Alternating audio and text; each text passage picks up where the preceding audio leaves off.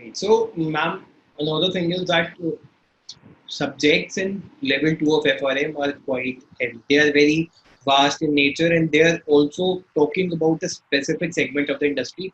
So, according to me, it's very important to understand the implication. As just after cleaning FRM part 2, I'll be expecting to have a job and I'll be required to perform some function related to risk.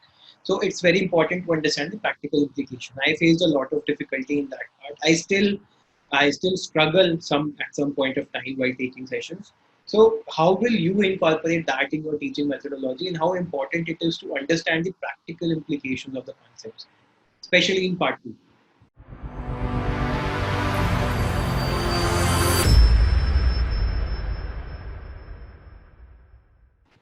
Okay. Now, so as you said, like it's very correct that part 2 is very specific about the topics which are very relevant to the industry, and also they're very specialized and in-depth topics. So if someone can help relate those theoretical concepts to practical applications, it would be very useful. If like when I'm taking the classes, I would really like to do that, because otherwise it just remains a concept in the air, right? If you talk about, say, market risk, or what market risk is, everyone can Google and find out. How do you measure market risk? You can find content about VAR. You can find content about the types of VAR and methodologies of VAR. But if you can give a real life example that, say, if you are in a bank, you can be part of market risk team. A market risk team can be subdivided by different business units of a bank.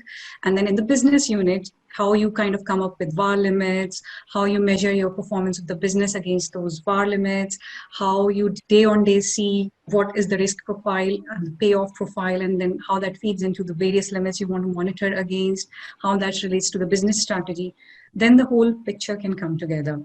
So in my head, that's the ideal way of talking about these topics. And as I said, at least in the big banks or big institutions, all of these individual topics kind of exist in analogous teams. So you'll have a market risk team, you'll have a credit risk team, you'll have a liquidity risk team, you'll have a portfolio risk management team. And those are basically just your chapter names in FRM level 2, right?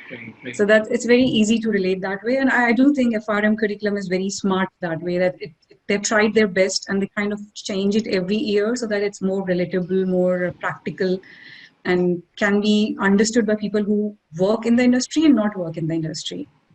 So that's that, but I'm also going to slightly contradict myself and say a different angle as well, that FRM content is also very vast, and especially level 2.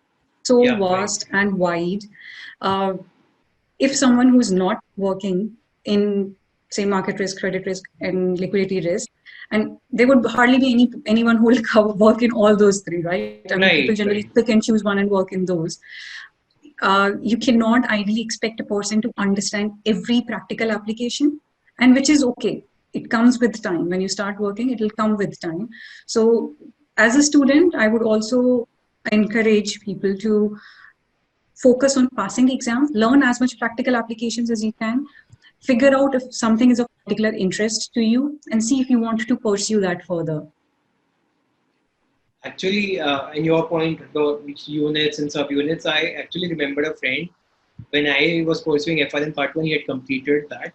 And he turned out to be a CVA analyst after completing FRM, CVA analyst. And CVA is a very, very small topic in FRM part. It's a very minor topic, but ultimately he chose that and he started reading a lot of books about that. And ultimately he turned out to be a CVA analyst after his graduation.